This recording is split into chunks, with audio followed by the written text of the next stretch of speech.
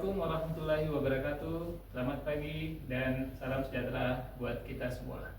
Perkenalkan, saya Muhammad Yasir Arafat dan rekan saya Dwi Ruksana ID. Kami berdua akan membahas terkait dengan model, tipe, dan sumber inovasi. Nah, untuk penjelasan terkait dengan model inovasi akan dijelaskan secara tuntas oleh rekan saya, Pak Dwi. Baik, terima kasih Pak Yasir.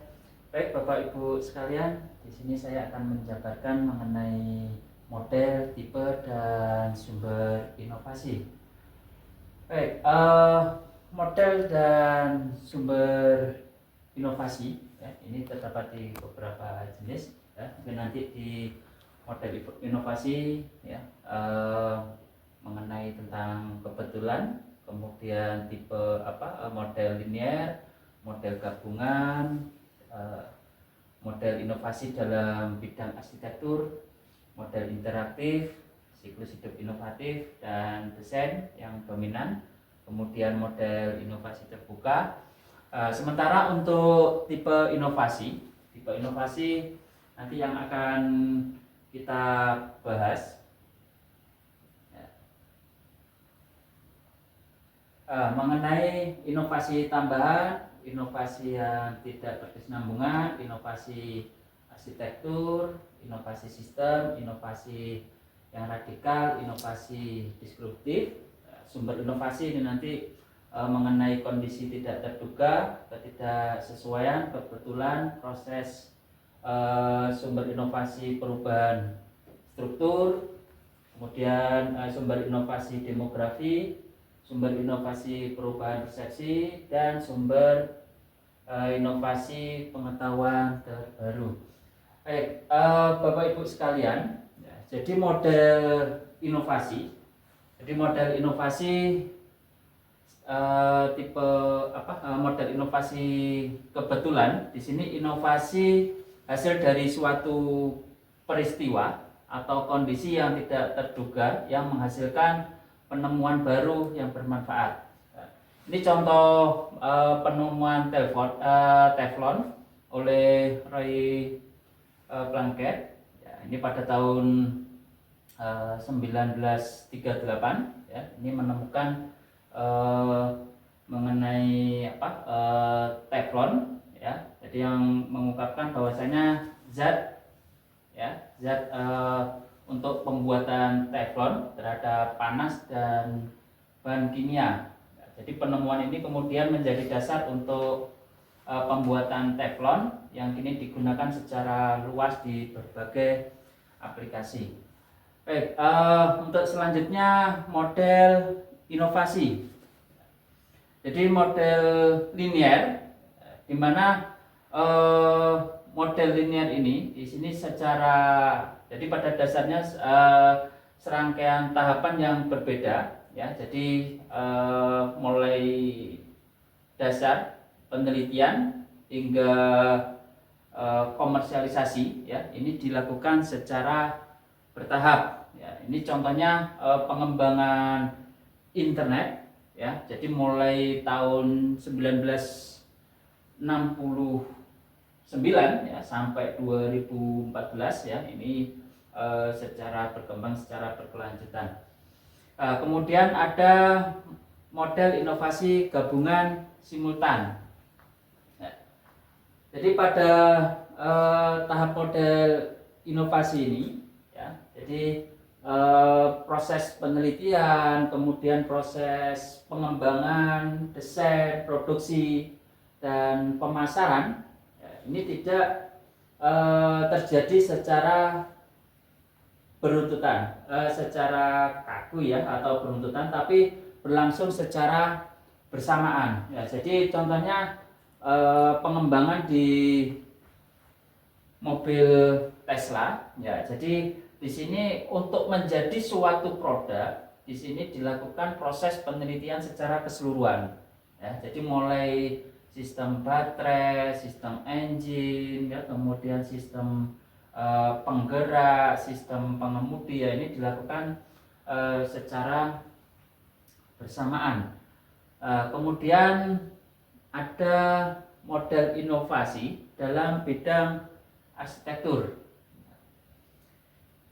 Jadi model inovasi dalam bidang arsitektur ya, ini terjadi ketika sebuah teknologi atau sistem ya yang digunakan kembali dalam konfigurasi baru ya. Jadi tanpa mengubah komponen inti dari teknologi tersebut. Ya, ini contohnya pengembangan kamera digital.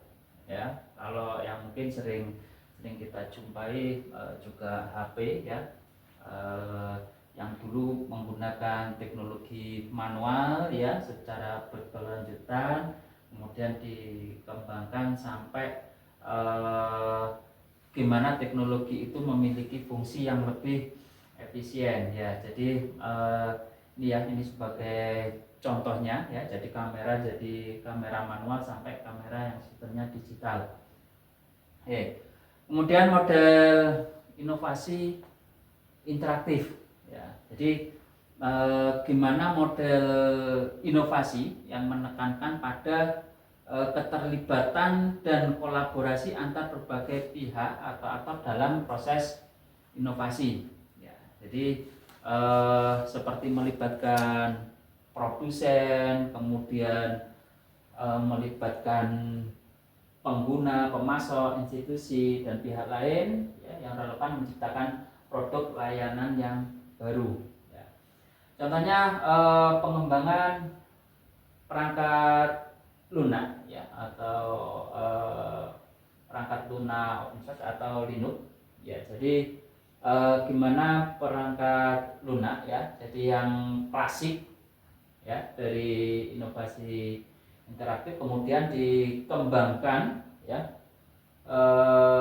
untuk ya dikembangkan secara terbuka ya mengenai sistem operasinya ya, operasionalnya yang melibatkan produsen, melibatkan pemasok ya, melibatkan institusi untuk mengembangkan dan menambahkan fitur ya atau memperbaiki suatu sistemnya.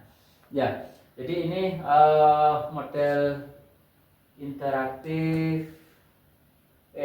Selanjutnya mengenai model siklus hidup inovasi dan desain yang dominan. Jadi pada model ini inovasi teknologi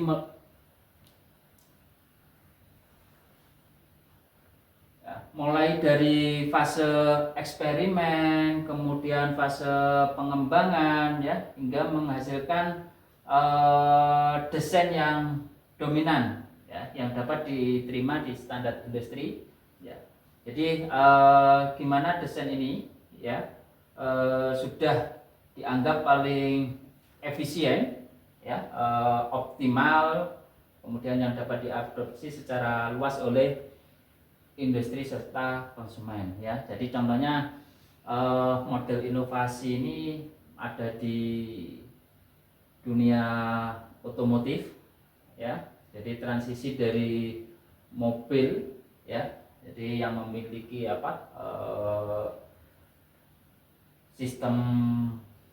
semua sistem yang dilakukan secara konvensional ya, hingga desain mobil yang sekarang bisa kita lihat ya, sistemnya sudah sistem modern ya. Jadi ini contoh dari model inovasi ya dalam siklus hidup inovasi ya, di mana pengembangannya sesuai dengan kebutuhan masyarakat secara luas ya.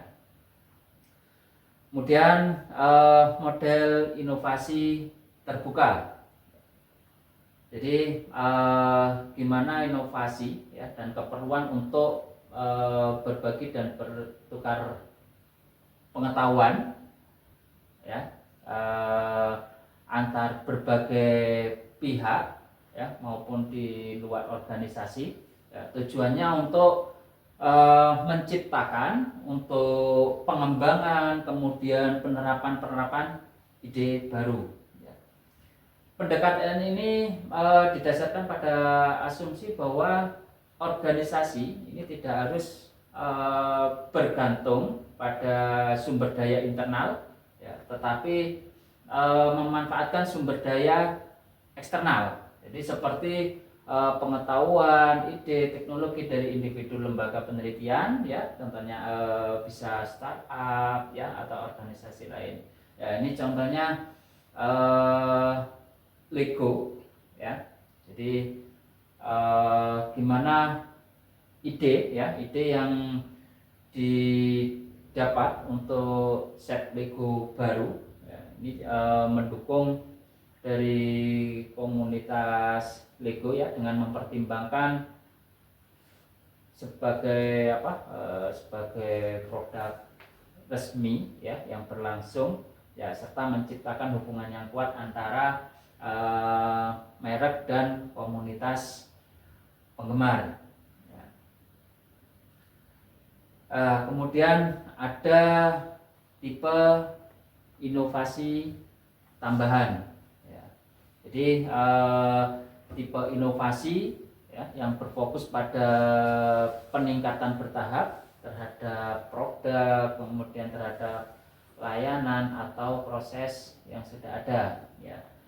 Jadi tujuan dari inovasi ini untuk menciptakan teknologi baru, ya, kemudian melakukan perbaikan, kemudian penyempurnaan, ya, peningkatan sistem kerja efisien, ya, untuk kepuasan pengguna, ya. Jadi ini contohnya dari beberapa teknologi, ya.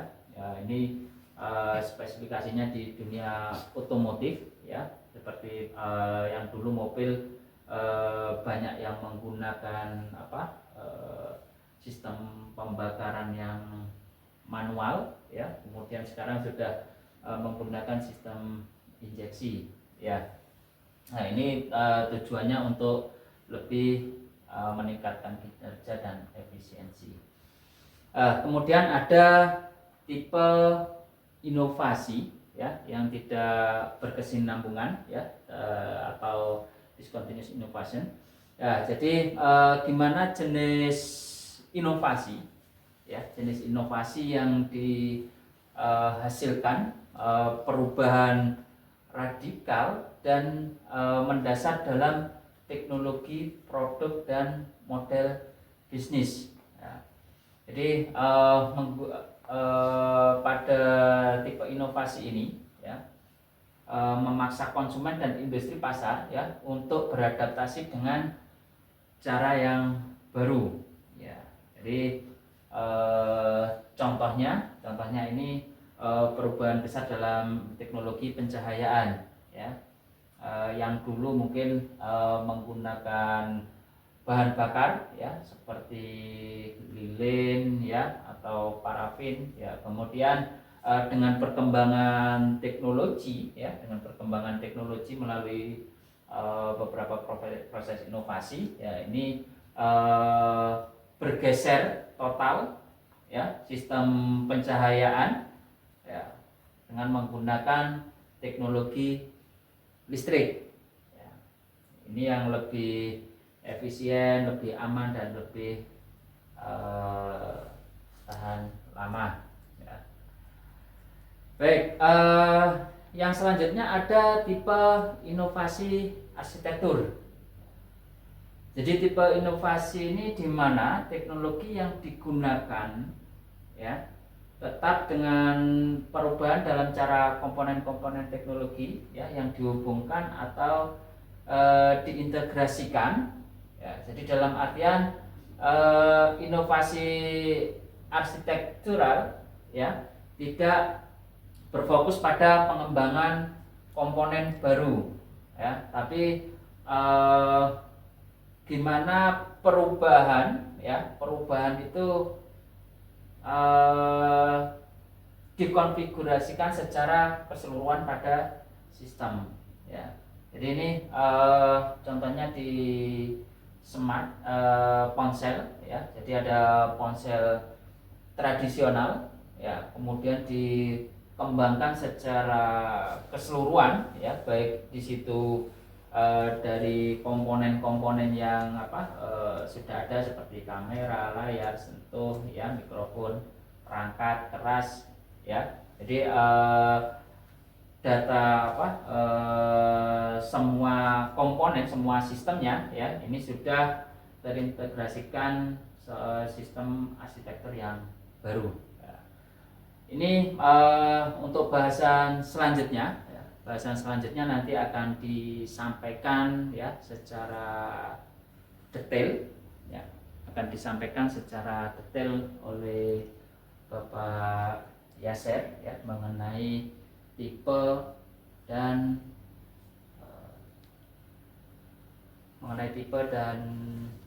sumber inovasi secara lanjut. Kepada Pak Yaser kami persilakan. Oke, baik, terima kasih Pak Dwi. Saya melanjutkan pembahasan terkait dengan tipe inovasi. Selanjutnya, tipe inovasi selanjutnya adalah inovasi sistem.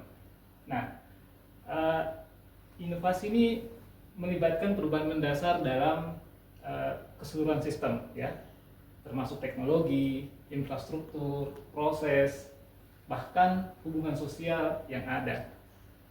Inovasi ini tidak hanya berfokus pada komponen individu, produk atau teknologi, melainkan pada transformasi sistematik. Seperti itu. Contoh, sistem pembelajaran digital dan e-learning. Nah, sistem ini mencakup penggunaan platform pembelajaran daring, akses pendidikan yang lebih mudah melalui internet, serta pemanfaatan AI dan data besar atau big data untuk personalisasi pendidikan. Jadi ada perubahan sistem pendidikan yang tadinya konvensional berubah menjadi sistem yang memadukan konvensional dengan online, seperti itu.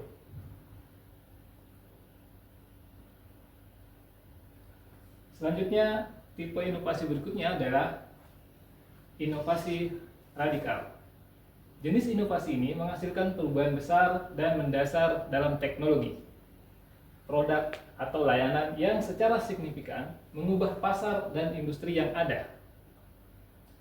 Inovasi radikal seringkali menciptakan teknologi atau produk yang benar-benar baru, yang tidak hanya meningkatkan versi sebelumnya, tetapi juga menggantikan atau mengganggu teknologi yang sudah ada. Contoh realnya adalah teknologi mesin ATM. Nah, teknologi mesin ini menggantikan tugas teller di kasir di bank-bank. Jadi masyarakat pengguna bank bisa melakukan interaksi penarikan dana itu melalui ATM tanpa ke teller. Ini merupakan sebuah inovasi radikal. Selanjutnya adalah inovasi distro. Inovasi ini mempengaruhi pasar yang sudah ada sebelumnya, kemudian memperkenalkan produk baru dan layanan baru yang awalnya mungkin tampak kurang canggih atau berkinerja rendah dibandingkan dengan produk yang ada, tapi pada akhirnya menjadi dominan dan menggantikan teknologi atau model bisnis yang lebih mapan sebelumnya. Contoh, transportasi online seperti Gojek dan Maxim. Nah, ini menggeser sistem transportasi yang dulu, yang konvensional, berganti dengan online. Jadi ketika ingin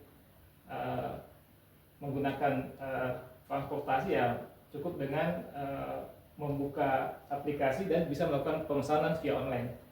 Ini mengganggu bisnis sebelumnya, bisnis yang sama sebelumnya, ya, seperti itu. Ini adalah inovasi disruptif. Selanjutnya kita pindah ke bahasan sumber inovasi.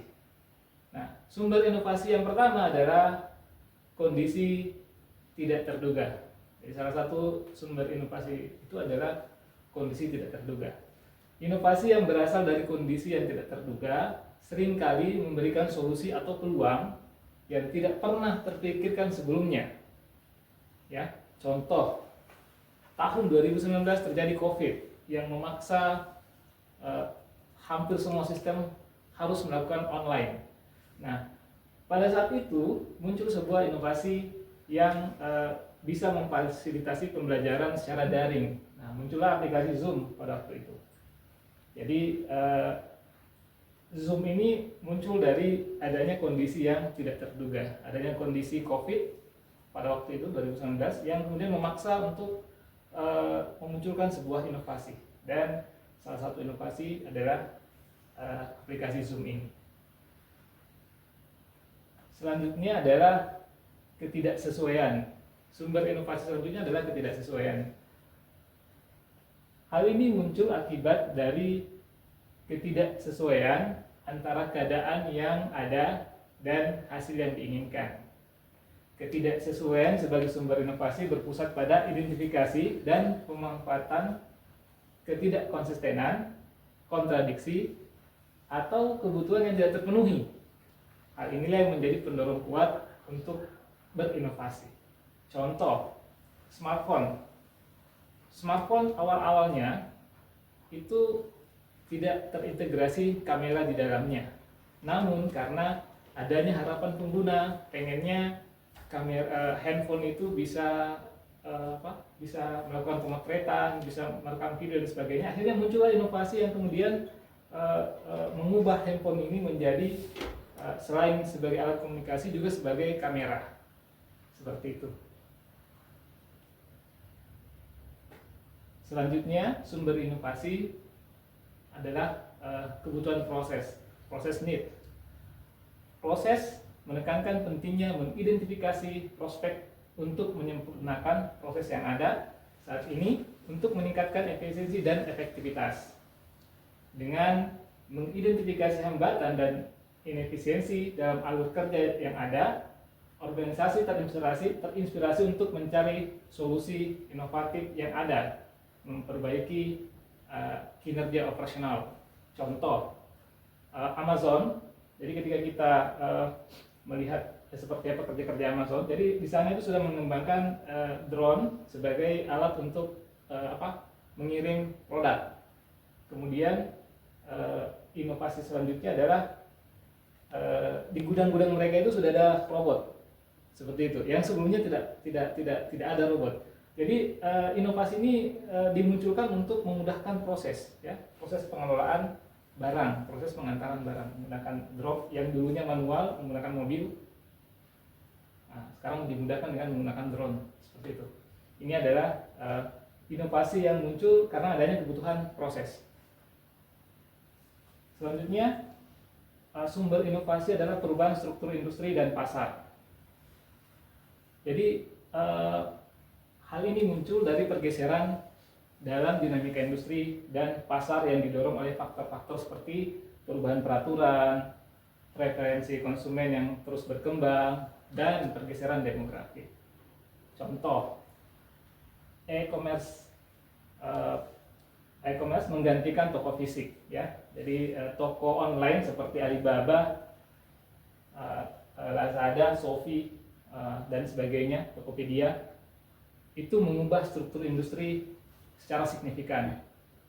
Toko fisik yang sebelumnya mendominasi pasar itu harus beradaptasi menghadapi penurunan karena konsumen banyak beralih ke online,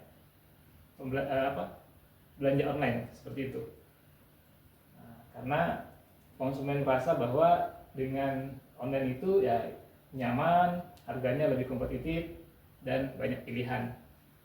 Jadi ada kemudian perubahan struktur pasar dan industri yang memaksa lahirnya sebuah inovasi, dan inilah inovasinya. Selanjutnya sumber inovasi selanjutnya adalah demografi. Inovasi yang muncul sebagai respon terhadap perubahan dalam struktur atau karakteristik populasi. Perubahan demografi mencakup aspek-aspek seperti usia, jenis kelamin, tingkat pendidikan, pendapatan, urbanisasi, pertumbuhan populasi, dan perubahan dalam demografi yang dapat menciptakan peluang baru bagi perusahaan dan organisasi untuk mengembangkan produk, layanan, dan model bisnis baru. Contoh, ini adalah platform pembelajaran online. Jadi platform pembelajaran ini itu bisa melayani pelajar dari berbagai usia, kemudian menawarkan berbagai macam kursus untuk mengakomodasi beragam kebutuhan pendidikan di berbagai demografi. Sumber inovasi berikutnya adalah perubahan persepsi. Nah, perubahan persepsi sebagai sumber inovasi menonjolkan sifat dinamis dan dari norma-norma budaya, sikap, dan nilai-nilai. Ketika persepsi masyarakat mengalami transformasi, hal ini membuka jalan bagi produk-produk dan layanan inovatif yang selaras dengan persepsi yang berkembang. Misalnya, saat ini orang banyak menggembor-gemborkan kesadaran lingkungan, sehingga terjadi perubahan sikap, terjadi perubahan persepsi menanggapi lingkungan, sehingga muncullah produk-produk kemasan yang ramah lingkungan seperti itu. Kemasan-kemasan yang mudah hancur ketika dibiarkan membumi atau di tanah seperti itu, mudah terurai maksudnya. Selanjutnya, sumber inovasi adalah pengetahuan baru atau new knowledge.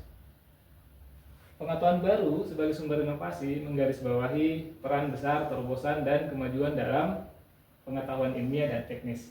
Ketika para peneliti membuka wawasan atau prinsip-prinsip baru, hal ini membuka peluang untuk inovasi revolusioner di berbagai bidang. Misalnya saat ini kemajuan dalam kecerdasan buatan AI dan pembelajaran mesin ya. Nah, di sini kita bisa lihat gambar itu bagaimana kemudian seorang anak belajar mengotak-atik sebuah mesin dengan menggunakan teknologi AI seperti itu. Jadi apa yang dilihat yang dilihat anak ini itu adalah virtual mesin. Kemudian anak ini bisa melakukan merakit, memperbaiki dan sebagainya. Ini adalah kecerdasan buatan dan inovasi yang lahir karena adanya pengetahuan baru. Oke, baik. Sebagai penutup, kami menyimpulkan bahwa inovasi merupakan hal penting yang tidak hanya mendorong pertumbuhan ekonomi, tetapi juga mempercepat transformasi sosial dan keberlanjutan di berbagai sektor. Inovasi tidak muncul dari satu sumber tunggal, melainkan dari berbagai aktor dan elemen dalam ekosistem bisnis dan sosial. Pengguna, akhir, pemasok, karyawan, institusi pendidikan, perubahan teknologi semuanya berkontribusi pada pembentukan inovasi yang mampu menjawab kebutuhan pasar yang dinamis. Di sisi lain, inovasi juga merupakan respon yang cepat memaksa perusahaan dan negara untuk terus beradaptasi. Untuk pembahasan terkait dengan tipe, model, dan sumber inovasi, kurang lebih seperti itu. Saya kembali ke Pak Dwi. Pak Dwi. Ya, terima kasih Pak Yaser mengenai penjabarannya ya, jadi mulai model dan tipe dan sumber inovasi ya. Baik Bapak Ibu, ini dari saya dan selaku rekanan dari Pak Yaser, Dwi Laksono ID, dan tim kami Pak Yaser sudah menjabarkan secara luas ya, model, tipe, kemudian sumber-sumber inovasi beserta contoh-contohnya ya, bukti-bukti konkret gimana perkembangan inovasi ya, inovasi baik itu berupa di teknologi, di transportasi ya, ataupun di lingkungan itu sudah banyak sekali kita rasakan perkembangannya selama ini. Mungkin itu yang dapat kami sampaikan. Mungkin ada tambahan dari Pak Yaser. Ya. Baik, sekian Bapak Ibu sekalian pemaparan dari kami mengenai model dan tipe dan sumber inovasi ya. Mungkin nanti lebih detail lagi bisa kita jabarkan lebih lanjut. Mungkin itu kami akhiri. Selamat siang, salam sejahtera untuk kita semua. Assalamualaikum warahmatullahi wabarakatuh. Waalaikumsalam warahmatullahi wabarakatuh.